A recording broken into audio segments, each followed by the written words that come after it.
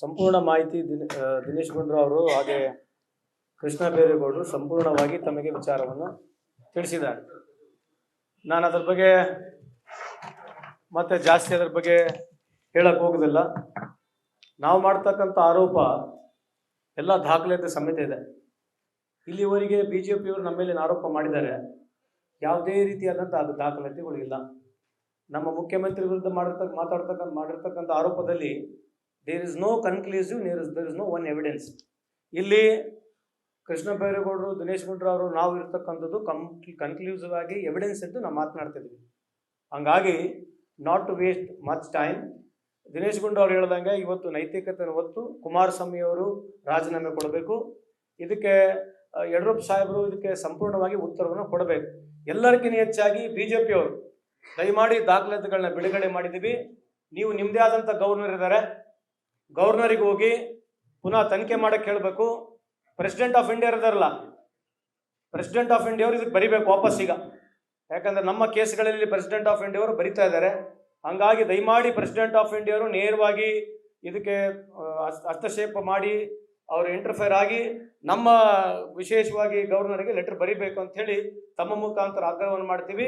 ಇದು ಮೊದಲನೇ ರಿಲೀಸ್. ಇದು ಇನ್ನು ಹಲವಾರು ರಿಲೀಸ್ಗಳು ನಾವು ಹಂತವಾಗಿ ಮಾಡ್ತೀವಿ. ಯಾಕಂದ್ರೆ ಇವರು ನಮ್ಮ ಮೂಡಾ ಕೇಸ್ನಲ್ಲಿ ಏನು ಹೇಳ್ತಿದ್ದಾರೆ, ನಾನು ಮೊದಲನೇ ಪ್ರಶ್ನೆ ಇರ್ತಕ್ಕಂಥದ್ದು ಗವರ್ನರ್ ಅವರು ಪ್ರಾಸಿಕ್ಯೂಷನ್ ಕೊಡ್ತಕ್ಕಂಥ ಸಂದರ್ಭದಲ್ಲಿ ಬರೀ 14 ಸೈಟಿಗೆ ಯಾಕೆ, ಯಾರ್ಯಾರು ಇನ್ವಾಲ್ವ್ ಇರ್ತಕ್ಕಂಥ ಆಫೀಸರ್ಸ್ ಮೇಲೆ ಯಾಕೆ ಪ್ರಾಸಿಕ್ಯೂಷನ್ ಇಲ್ಲ, 125 ಸೈಟ್ ಯಾರು ಪಡೆದಿದ್ದಾರೆ ಅವ್ರ ಮೇಲೆ ಪ್ರಾಸಿಕ್ಯೂಷನ್ ಇಲ್ಲ. ಬಿಜೆಪಿ ಆಡಳಿತ, ಬಿಜೆಪಿ ಸರ್ಕಾರ, ಮೂಡಾದಲ್ಲಿ ಬಿಜೆಪಿನೇ ಅಧಿಕಾರದಲ್ಲಿದ್ದು ಅವ್ರು ಸೈಟ್ ಕೊಟ್ಟು ನಮ್ಮ ಮೇಲೆ ಗೂಬೆ ಕುಂದಿರಿಸಿ ಇವತ್ತು ಇಲ್ಲಿಗಲ್ ಅಂತ ಹೇಳ್ತಾ ಇದ್ದಾರೆ. ಇದರಲ್ಲಿ ಕುಮಾರಸ್ವಾಮಿ ಅವರೇ ನೋಟ್ ತರಿಸ್ತಾರೆ. ಮುಖ್ಯಮಂತ್ರಿಯಾಗಿ ಎಷ್ಟೋ ಫೈಲ್ಗಳು ಡಿನೋಟಿಫಿಕೇಶನ್ ಬರ್ತವೆ, ಪರ್ಟಿಕ್ಯುಲರ್ ಆಗಿದೆ, ಪಿಕ್ ಅಂಡ್ ಚೂಸ್ ಮಾಡ್ತಾರೆ. ಅದನ್ನೆಲ್ಲ ಸಂಪೂರ್ಣ ಮಾಹಿತಿ ಅವರು ಕೊಟ್ಟಿದ್ದಾರೆ. ಇವರು ಪಿಕ್ ಅಂಡ್ ಚೂಸ್ ಮಾಡಿದ ನಂತರ denotification I think 78 sir 72 acquisition ಆಗಿ ಫೈನಲ್ ನೋಟಿಫಿಕೇಶನ್ ಆಗಿದ್ಮೇಲೆ ದುಡ್ಡು ಆಲ್ರೆಡಿ ಕೋರ್ಟ್ನಲ್ಲಿ ಕೊಟ್ಬಿಟ್ಟಿರ್ತೀವಿ. ಓನರ್ ಕೂಡ ದುಡ್ಡು ಪಡೆದ್ಬಿಟ್ಟಿರ್ತಾನೆ.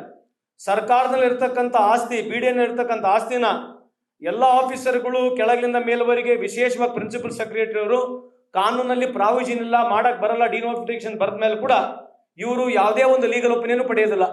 ಆಯ್ತು, ಮುಂದೆ ಯಡಿಯೂರಪ್ಪ ಸಾಹೇಬ್ರ ಅಧಿಕಾರಕ್ಕೆ ಬಂದ್ರು, ಅಟ್ಲೀಸ್ಟ್ ಶುಡ್ ಅಪ್ಲೈಡ್ ಮೈಂಡ್ ಒಂದು ಲೀಗಲ್ ಒಪಿನಿಯನ್ ತಗೋಬೇಕು, ಎಜಿ ಒಪಿನಿಯನ್ ತಗೋಬೇಕು. ಯಾವುದೇ ರೀತಿಯಾದಂಥ ಒಪಿನಿಯನ್ ತಗೊಳ್ಳಾರಂಗೆ ನೇರವಾಗಿ ಇವರೇ ಡಿನೋಟಿಫಿಕೇಶನ್ ಮಾಡ್ಲಿಕ್ಕೆ ಆದೇಶವನ್ನು ಮಾಡ್ತಾರೆ.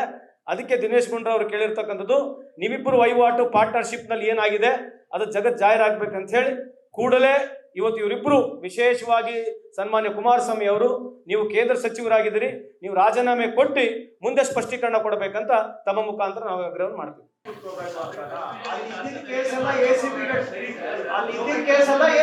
ಟ್ರಾನ್ಸ್ಫರ್ ಆಯ್ತು, ಯಾವ್ದು ಕೇಸ್ ಕ್ಲೋಸ್ ಆಗಿಲ್ಲ. ಕೇಸ್ ಯಾವ್ದು ಕ್ಲೋಸ್ ಆಗಿಲ್ಲ ಅಲ್ಲ, ನಮಗೇನು 2015ರಲ್ಲಿ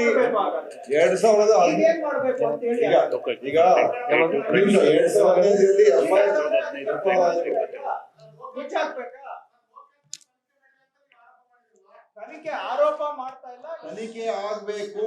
ಯಾಕೆಂದ್ರೆ ಈಗ ತನಿಖೆ ಆಗೋದಿಕ್ಕೆ ಒಂದು ನಿಮಿಷ, ತನಿಖೆ ಆಗೋದಿಕ್ಕೆ ಯಾವ ನಿರ್ಬಂಧನೆ ಇಲ್ಲ.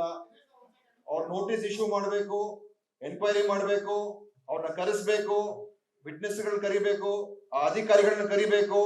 ಏನಾಯ್ತಪ್ಪ ನಿಮ್ಮ ಅಭಿಪ್ರಾಯ ಏನು, ಕುಮಾರಸ್ವಾಮಿಯನ್ನು ಕರಿಬೇಕು, ಯಡಿಯೂರಪ್ಪನನ್ನು ಕರಿಬೇಕು, ಆ ಪ್ರಿನ್ಸಿಪಲ್ ಸೆಕ್ರೆಟರಿ ಕರೆದು ತನಿಖೆಯನ್ನ ಪ್ರಾರಂಭ ಮಾಡ್ಬೇಕು. ತನಿಖೆ ಪ್ರಾರಂಭ ಮಾಡೋದಕ್ಕೆ ಯಾವ ನಿರ್ಬಂಧನೆ ಇಲ್ಲ. ಯಾವ ಕಾರಣಕ್ಕಾಗಿಲ್ಲ, ಏನು ಅದ್ರ ಬಗ್ಗೆ ಹೆಚ್ಚು ವಿಶ್ಲೇಷಣೆ ಮಾಡಕ್ ಹೋಗಲ್ಲ. ಆದ್ರೆ ಹೀಗಾದ್ರೂ ಆಗ್ಬೇಕು. ಈ ಪ್ರಕರಣ ಹೈಕೋರ್ಟ್ ಆಲ್ರೆಡಿ ಗಣನೆಗೆ ತೆಗೆದುಕೊಂಡು ಇದು FIR ಅನ್ನ ರದ್ದು ಮಾಡ್ಲಿಲ್ಲ, 25,000 ರೂಪಾಯಿ ದಂಡನೆಯನ್ನು ಕೂಡ ಮಾಡಿದ್ರು ಮತ್ತು ಮುಕ್ತವಾಗಿ ತನಿಖೆ ಮಾಡೋದಕ್ಕೆ ಕೂಡ ಅವಕಾಶ ಆದೇಶ ಕೊಟ್ಟರು.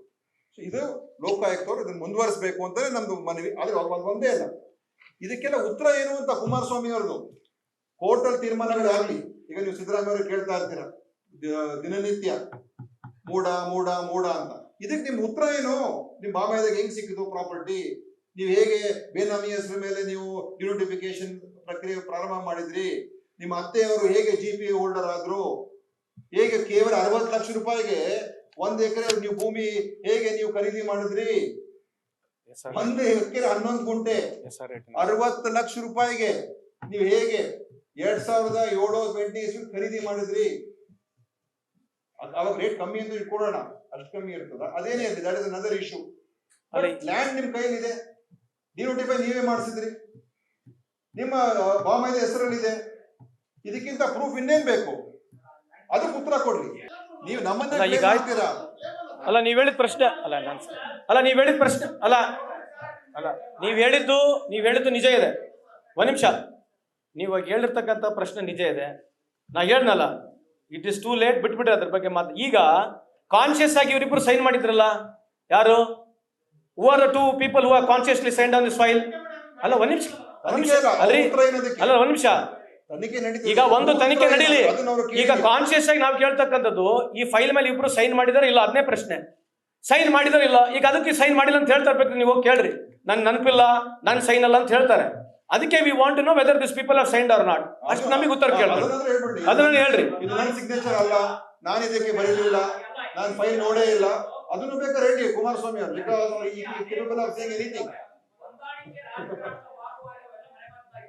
ಇರ್ಬೋದು, ಕ್ವೈಟ್ ಪಾಸಿಬಲ್.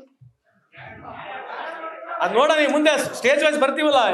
ಕೃಷ್ಣ ಬೈರೇಗೌಡರು ವೀಕ್ಲಿ ಒನ್ಸ್ ಬರ್ತಾರೆ, ದಿನೇಶ್ ಗುಂಡೂರಾವ್ರು ಬರ್ತೀವಿ, ನಾವು ಬರ್ತೀವಿ. ಈಗ ಕಮಿಟಿ ಇದೆ, ಯಾಕೆ ಹೇಳ್ಬೇಕು? Okay, thank you.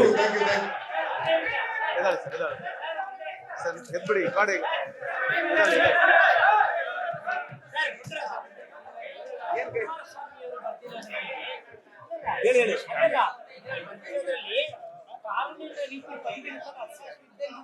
ಅದು ಗೊತ್ತಾಗ, ಅದಕ್ಕೇನು ಸಂಬಂಧ? ಸೆಕ್ರೆಟರಿ ಬರೋದು ಇಂಪಾರ್ಟೆಂಟ್ ಅಲ್ಲ, ಪ್ರಿನ್ಸಿಪಲ್ ಸೆಕ್ರೆಟರಿ ಬರೋದು ಇಂಪಾರ್ಟೆಂಟ್. ಪ್ರಿನ್ಸಿಪಲ್ ಸೆಕ್ರೆಟರಿ ಕೊಡಬಾರ್ದಂತಾನೆ ಬರುತ್ತೆ. ಲೋಕಾಯುಕ್ತ ವರದಿ ಬಂದ ಕೂಡಲೇ ರಾಜ್ಯಪಾಲರು ಕೂಡ ಮುಂದಿನ ಅವರ ಪ್ರಾಸಿಕ್ಯೂಷನ್ಗೆ ಅನುಮತಿಯನ್ನ ಕೊಡಬೇಕು. ಲೋಕಾಯುಕ್ತ ಸ್ವಾಯುಕ್ತ ಸಂಸ್ಥೆ, ನಾವು ಅವರಿಗೆ ನಿರ್ದೇಶನ ಕೊಡ್ಲಿಕ್ಕೆ ಆಗುದಿಲ್ಲ, ಅವ್ರ ಮೇಲೆ ನಾವು ಆರೋಪವನ್ನು ಮಾಡೋದಿಲ್ಲ. ಆದ್ರೆ ಸಾರ್ವಜನಿಕ ಹಿತದೃಷ್ಟಿಯಿಂದ ಈ ತನಿಖೆಯನ್ನ ಆದಷ್ಟು ಶೀಘ್ರವಾಗಿ ಪೂರೈಸಿ ಮುಂದಿನ ಕ್ರಮಕ್ಕೆ ಅನುವು ಮಾಡಿಕೊಡ್ಬೇಕು ಅನ್ನೋದು ನಾವು ಲೋಕಾಯುಕ್ತ ಅವರಿಗೆ ಮಾಡ್ತಕ್ಕಂಥ ಒತ್ತಾಯಪೂರ್ವಕ ಮನವಿ. ಮುಂದುವರೆದು ಅವ್ರು ಏನ್ ತನಿಖೆ ವರದಿ ಕೊಡ್ತಾರೆ ಅದರ ಮೇಲೆ ನಾವು ನಮ್ಮ ಮುಂದಿನ ಹೆಜ್ಜೆ ಅವಲಂಬಿತವಾಗಿರ್ತದೆ. ಈಗ ಎನ್ಕ್ವೈರಿ ಕಂಪ್ಲೀಟ್, ನಾವು ಬೇರೆ ಸಂದರ್ಭದಲ್ಲಿ ಹೇಳ್ತೇವೆ, ಅದನ್ನ ನಾನು ಇವತ್ತು ಮರೀಲಿಕ್ಕೆ ಹೋಗೋದಿಲ್ಲ. ಯಾಕಂದ್ರೆ ವಿತೌಟ್ ಎನ್ಕ್ವೈರಿ ಕಂಪ್ಲೀಟ್ ಆಗದೆ ನಾವು ಯಾವುದು ಅದಕ್ಕೆ ನಾವೇ ಜಡ್ಜ್ಮೆಂಟ್ ಪಾಸ್ ಮಾಡೋದು ಸರಿಯಲ್ಲ. ಅದು ಎಲ್ಲಾರು ಮಾಡ್ತಾರೆ ಇವತ್ತು. ಈ ಬರೀ ಇಟ್ಟಂಡ್ರನ್ನೇ ಆಗೋಗಿದೆ ಇವತ್ತು. ಎಲ್ಲ ಸುಮ್ಮನೆ ಗಾಳಿಯಲ್ಲೇ ಗುಂಡಾರಿಸೋದು. ಅವ್ರು ಹೇಳಿದ್ದೇ ಸತ್ಯ, ಆದ್ರೆ ಇವತ್ತು ನಾವು ದಾಖಲೆಗಳನ್ನು ಇಟ್ಟಿದ್ದೇವೆ. ಈ ದಾಖಲೆಗಳಿಂದ ಮೇಲ್ನೋಟಕ್ಕೆ ನಮಗೆ ಇಲ್ಲಿ ಅನ್ಯಾಯ ಆಗಿರೋದು, ಅಕ್ರಮ ಆಗಿರೋದು ಮೇಲ್ನೋಟಕ್ಕೆ ಸ್ಪಷ್ಟವಾಗಿ ಕಾಣ್ತಾ ಇದೆ. ಆದ್ರೂ ಕೂಡ ಲೋಕಾಯುಕ್ತವರ ತನಿಖಾ ವರದಿ ಬಂದ ಮೇಲೆ ಮುಂದಿನ ಹೆಜ್ಜೆಯನ್ನ ಸರ್ಕಾರ ತೆಗೆದುಕೊಳ್ತದೆ. ತಕ್ಷಣಕ್ಕೆ ಆಗ್ಬೇಕಾಗಿರೋದು ತನಿಖೆ ಪೂರ್ಣ ಆಗಿ ವರದಿ ಬರಬೇಕು.